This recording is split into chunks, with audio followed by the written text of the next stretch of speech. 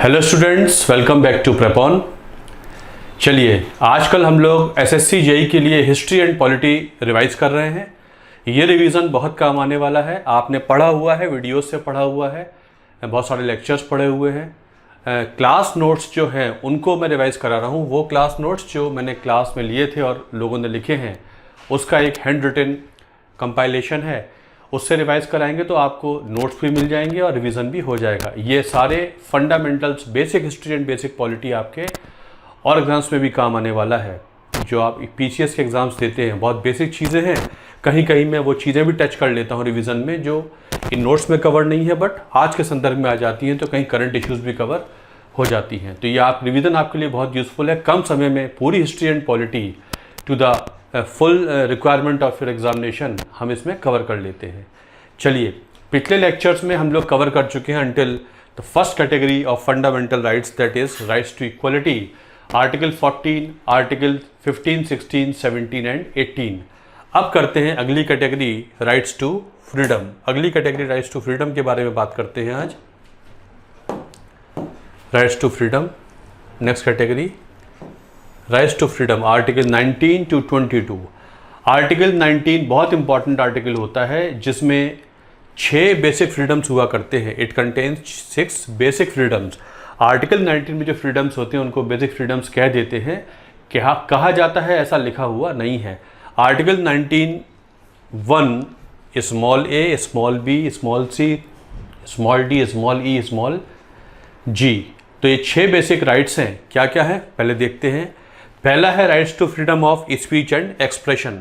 Rights to freedom of speech and expression, हर व्यक्ति को यहाँ ये बात याद कर लेना ज़रूरी है कि ये जो राइट है, जो आर्टिकल 19 का राइट है, ये सिर्फ नागरिकों के लिए हुआ करता है, only for citizens. Article 19 only for citizens. Article 15, 16, 19 citizens के लिए है। आगे और आएंगे तो मैं बता दूंगा।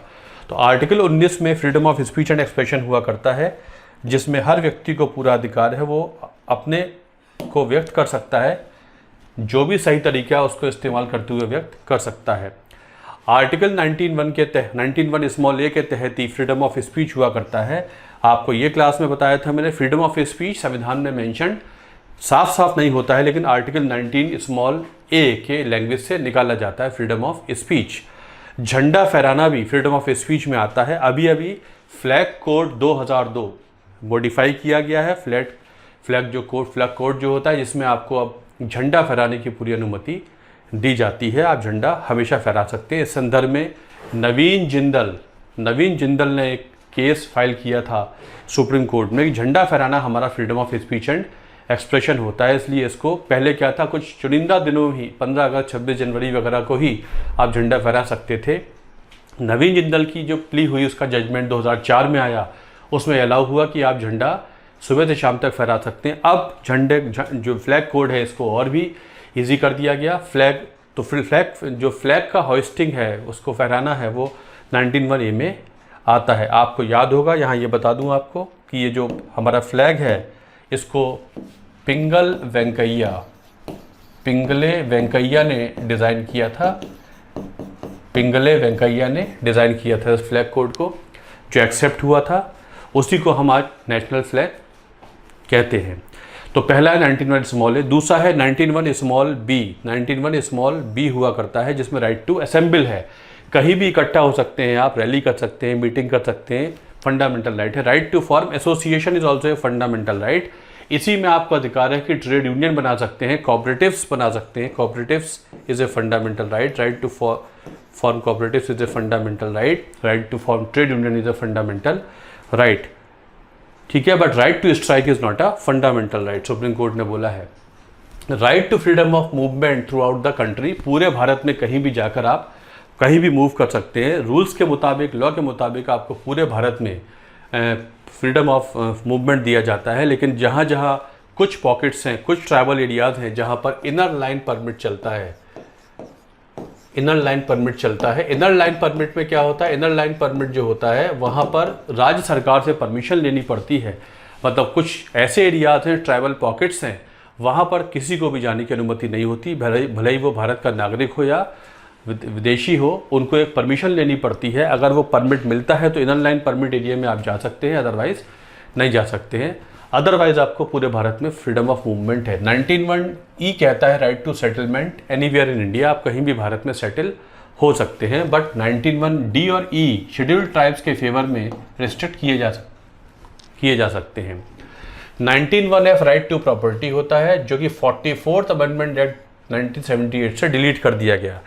राइट टू प्रॉपर्टी पहले फंडामेंटल राइट हुआ करता था, लेकिन 44th अमेंडमेंट एक्ट 1978 से इसको अब फंडामेंटल राइट नहीं कहते। अब ये आर्टिकल 300(A) में होता है, जो right to property now has become a legal right.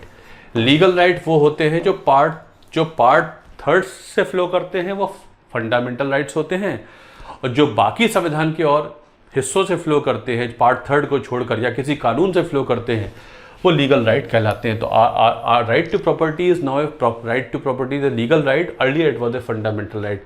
किस संशोधन से बना? 44th अमेंडमेंट एक्ट 1978 से इसको फंडामेंटल राइट की लिस्ट से निकालकर एक 300(A) में डाल दिया गया।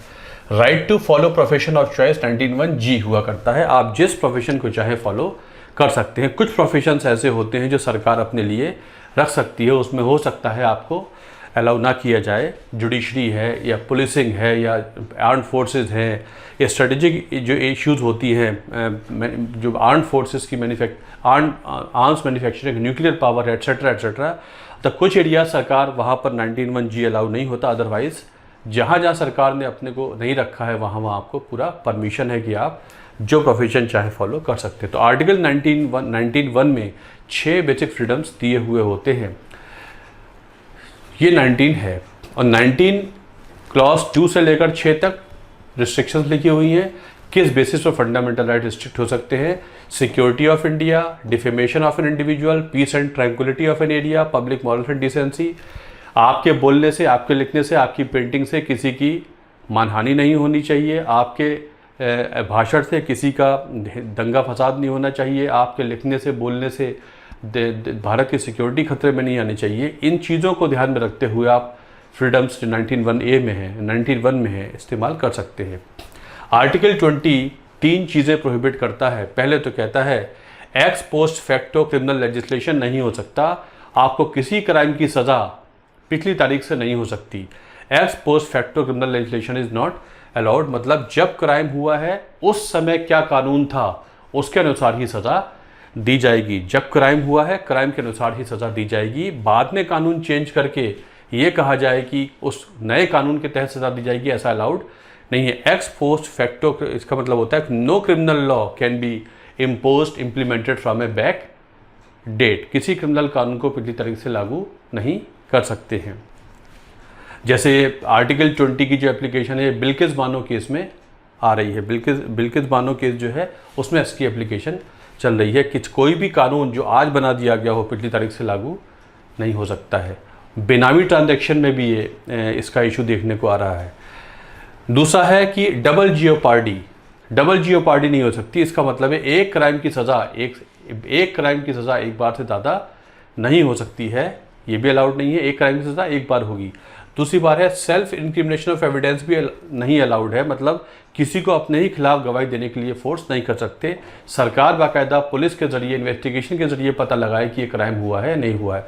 आर्टिकल 20 प्रोटेक्शन देता है, सरकार की ज़ातियों से प्रोटेक्शन देता है। एक तो पहला प्रोटेक्शन ये है कि आपको ज़बरदस्ती सज़ा नहीं हो सकती, आपको फोर्स नहीं कर सकते अपने खिलाफ गवाही दें। दूसरा ये है एक क्राइम की सज़ा एक बार से ज़्यादा नहीं हो सकती। तीसरा ये है कि जो कानून पास हुआ है आपको जब भी सज़ा होगी उसी कानून के हिसाब से होगी जो कानून उस दिन हुआ करता था जिस दिन क्राइम हुआ था। बाद में कानून चेंज हो जाए और आपके पहले वाले सज़ा पर वो क्राइम पर लागू हो जाए, ऐसा अलाउड नहीं है। आर्टिकल 20 सबसे इंपॉर्टेंट आर्टिकल माना जाता है। Right to life and personal liberty कहते हैं। ये कहता है no person can be deprived of his life and personal liberty except according to procedure established by law. किसी को उसकी लाइफ और लिबर्टी से डिप्राइव नहीं कर सकते except according to the procedure established by law. अगर कर सकते हैं तो लॉ द्वारा निर्धारित एक प्रोसीजर है, उसको फॉलो करिए तो हो सकता है।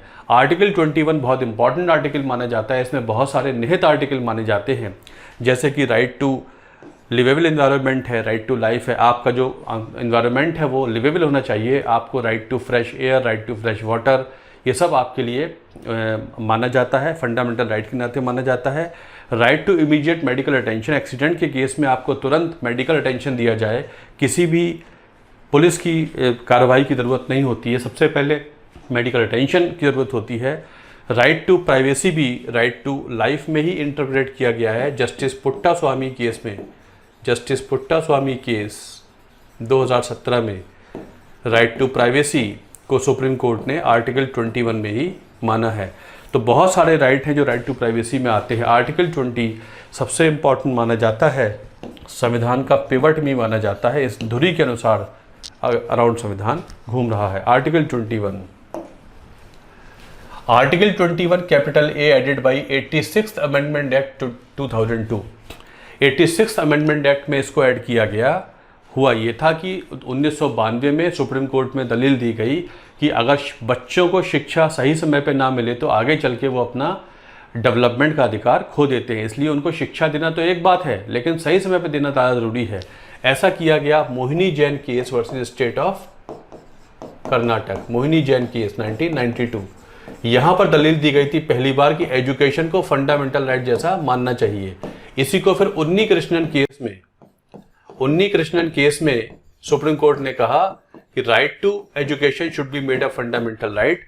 उसके बाद फिर जब ये उन्नी कृष्णन केस का जजमेंट आ गया 1993 में, उसमें फिर सुप्रीम कोर्ट ने कहा कि ये right to education fundamental right होना चाहिए। तो पार्लियामेंट ने क्या किया, आर्टिकल 21 कैपिटल ए ऐड कर दिया संविधान में बाई 86th अमेंडमेंट एक्ट 2002 से, जिससे अब ये राइट टू एजुकेशन एक्ट क्या होगी। राइट टू एजुकेशन क्या है, एक फंडामेंटल राइट है। पहले क्या था, पहले इन्फर्ड राइट था, पहले एक जजमेंट में पड़ा हुआ था, बाद में लिखित तौर पे हो गया, अब संविधान में लिखा हुआ है। और इसको फुलफिल करने के लिए सरकार ने right to education act pass किया 2000, राइट टू एजुकेशन एक्ट जिसे आरटीई कह देते हैं, आरटीई 2009, जो कि 2010 में लागू हो गया था। 2010 से लागू हुआ, पास 2009 में हो गया था राइट टू एजुकेशन एक्ट, जिसमें 6 से 14 साल तक के बच्चों के लिए शिक्षा एक फंडामेंटल राइट हुआ करता है। सरकारों को स्कूल कॉलेज मुहैया कराने पड़ेंगे ताकि बच्चे शिक्षा पा सके। आर्टिकल 22 कहता है, और याद रखना होगा, इमरजेंसी के समय आर्टिकल 20 और 21 सस्पेंड नहीं हो सकते हैं। In the time of emergency article 20 and 21 can never be suspended. आप समझ लीजिए, दो आर्टिकल ऐसे हैं जो कभी सस्पेंड नहीं हो सकते, 20 और 21। आर्टिकल 22 बात करता है प्रिवेंटिव डिटेंशन की। कहने का मतलब है, वैसे तो कोई गलत करता है तो उसको अरेस्ट किया जाता है, लेकिन अगर ये लगे कि ऐसे लोग जो गलत काम कर सकते हैं या बाहर रहे तो कर ही देंगे, दंगा फसाद फैलाएंगे, ऐसे लोगों को समय रहते अरेस्ट कर लेना चाहिए ताकि क्राइम होने से बचाया जा सके। इसे कहते हैं प्रिवेंटिव डिटेंशन। आर्टिकल 22 अलाउ करता है कि अगर नीड ऐसी लगती है तो सरकार बिना क्राइम हुए ही पहले ही कुछ लोगों को अरेस्ट कर ले ताकि क्राइम होने से रह जाए, ताकि सोसाइटी में कोई गड़बड़ ना हो जाए। तो आर्टिकल 22 सरकार को प्रिवेंटिव डिटेंशन की अनुमति देता है, लेकिन जब भी कोई अरेस्ट किया जाएगा उसको 24 घंटे के अंदर कोर्ट में पेश करना पड़ेगा, मजिस्ट्रेट के सामने पेश करना पड़ेगा। अरेस्ट होने के 24 घंटे के अंदर मजिस्ट्रेट के सामने उस व्यक्ति का पेश होना फंडामेंटल राइट है अंडर आर्टिकल 22। 24 घंटे निकालने में जो टाइम ऑफ ट्रेवल है या हॉलीडेज है वो काउंट नहीं होते हैं। तो 24 घंटे के अंदर पुलिस कस्टडी को जुडिशियल कस्टडी में कन्वर्ट करना पड़ता है। जुडिशियल कस्टडी वो होती है जहां मजिस्ट्रेट कहता है कि हाँ, इसको अब 14 दिन की रिमांड पर रख लिया जाए। पुलिस के पास तो कोई भी व्यक्ति ज्यादा से ज्यादा 24 घंटे ही रह सकता है एज पर आर्टिकल 22। ये जो डिटेंशन है ये 3 महीने से ज्यादा नहीं होना चाहिए। अगर 3 महीने से ज्यादा होगा तो एक हाई कोर्ट लेवल की एडवाइजरी बॉडी होती है, उससे परमिशन लेनी पड़ेगी कि क्या ऐसी नौबत आ गई है कि किसी व्यक्ति को जेल में डाला जा रहा है जबकि उसने अभी क्राइम नहीं किया है, लेकिन हाँ आप ये बता रहे हैं कि ऐसे लोग अगर बाहर रहते हैं तो क्राइम कर देते हैं, इसलिए मजबूरीवश इनको प्रिवेंटिव डिटेंशन में अरेस्ट करना पड़ा है। बहुत सारे आर्टिकल 22 के कानून होते हैं, जैसे कि internal maintenance of internal security act, Misa कानून 1971 में पहला बड़ा कानून बना था। इससे पहले प्रिवेंटिव डिटेंशन एक्ट 1950 था, उसके बाद एक मीसा कानून आया 1971 में, यही इमरजेंसी के समय चला करता था, जिसमें बहुत सारे अपोजिशन लीडर्स अरेस्ट हो गए थे। 1978 में इसको रिपील कर दिया गया। 1974 में कॉफी पोसा एक्ट पास किया गया, conservation of foreign exchange and prevention of smuggling act, ये अभी भी चलता है। मतलब हो सकता है कि देश की हालत को आप खराब कर दें, स्टेबिलिटी को बिगाड़ दें, स्मगलिंग करके, फेक करेंसी चलाकर। इसलिए ऐसे क्राइम को जो हो सकता है एक इंस्टेबिलिटी ले आए इकोनॉमिक कंडीशन में, इसमें भी लोगों को अरेस्ट कर सकते हैं। ये कॉफी पोसा होता है, मतलब कॉफी पोसा में जो इकोनॉमिक ऑफेंसेस होते हैं जिससे इंस्टेबिलिटी आ सकती है, लोगों को समय से पहले अरेस्ट कर सकते हैं। जो जालसाजी करते हैं, ब्लैक मार्केटिंग करते हैं, होर्डिंग करते हैं, जमाखोरी करते हैं, मतलब ताकि कुछ गलत ना हो, उन्हें अरेस्ट समय से पहले किया जाए। 1980 में पास हुआ मीसा कानून को ही पास कर दिया गया बाद में राष्ट्रीय सुरक्षा कानून के तहत, एनएसए के तहत। एनएसए अभी भी चलता है। पंजाब प्रॉब्लम के तहत पास किया गया था टाडा कानून, terrorist and disruptive activities act 1985। ये 1995 में रिपील हो गया। और फिर पाकिस्तान के आतंकवादियों ने हमला भारत की संसद पे किया था 2001 में दिसंबर में। उसके बाद पास हुआ था पोटा, प्रिवेंशन ऑफ टेररिज्म एक्ट, ये 2004 में रिपील कर दिया गया। टाडा और पोटा में ये बताया गया है कि ये बहुत ही कठिन कानून थे और इनमें कन्विक्शन रेट बहुत पुअर था, मतलब शक के बिना पे अरेस्ट हो जाते थे लोग और उनके खिलाफ कोई एविडेंस नहीं मिलता था, तो दोनों कानून खत्म कर दिए गए। ये आर्टिकल 22 है। अगली जो राइट ये होगी category of rights to freedom 19, 20, 21, 22। अगली कैटेगरी आती है rights against exploitation, article 23-24। Article 23 prohibits force labour, किसी से जबरदस्ती काम नहीं करा सकते, किसी व्यक्ति को उससे जबरदस्ती काम नहीं करा सकते। बेगार प्रोहिबिट की जाती है, फोर्स लेबर प्रोहिबिट की जाती है, बॉन्डेड लेबर प्रोहिबिट की जाती है। किस आर्टिकल में बॉन्डेड लेबर प्रोहिबिट होती है? आर्टिकल 23 में। किसी से जबरदस्ती काम नहीं, सरकार भी किसी से जबरदस्ती काम नहीं करा सकती, लेकिन वो काम जो सोसाइटी के हित में होते हैं उसमें सरकार जबरदस्ती ड्यूटी लगा सकती है। अगर आप चाहे ना चाहे, लेकिन अगर लगता है कि आपकी ड्यूटी सियाचिन ग्लेशियर पर लगानी है जिससे देश की सुरक्षा होनी है, तो आपको कोई इसमें मना नहीं कर सकते। इलेक्शन ड्यूटी अगर होनी है तो आप मना नहीं कर सकते। अगर सरकार का कोई सोशल प्रोग्राम चलाना है, पल्स पोलियो प्रोग्राम चलाना है, या एपिडेमिक पड़ा है, आपको डॉक्टर के तौर पे ड्यूटी देनी है, पुलिस के तौर पे ड्यूटी देनी है, वहां पर आर्टिकल 23 की जो बार है, जो रुकावटें हैं, वो नहीं लागू होती। इसके अलावा नॉर्मल कोर्स में किसी से कोई जबरदस्ती काम ना सरकार करा सकती, ना प्राइवेट कंपनी करा सकती है। प्राइवेट कंपनी में जो बॉन्ड भरा जाता है वो एक एग्रीमेंट होता है, वो फोर्स लेबर नहीं होता है, वो आप एक एग्रीमेंट के तौर पे साइन करते हैं। आर्टिकल 24 चाइल्ड लेबर को खत्म करता है। चाइल्ड लेबर, जो 14 साल तक के बच्चे हैं, उन्हें माइंस में, हैजार्डस एम्प्लॉयमेंट वगैरह में, फैक्ट्री वगैरह में काम नहीं करा सकते। जितने भी चाइल्ड लेबर के कानून बनते हैं वो सब के सब आर्टिकल 24 के तहत बनाए जाते हैं, बहुत सारे। इसी में एक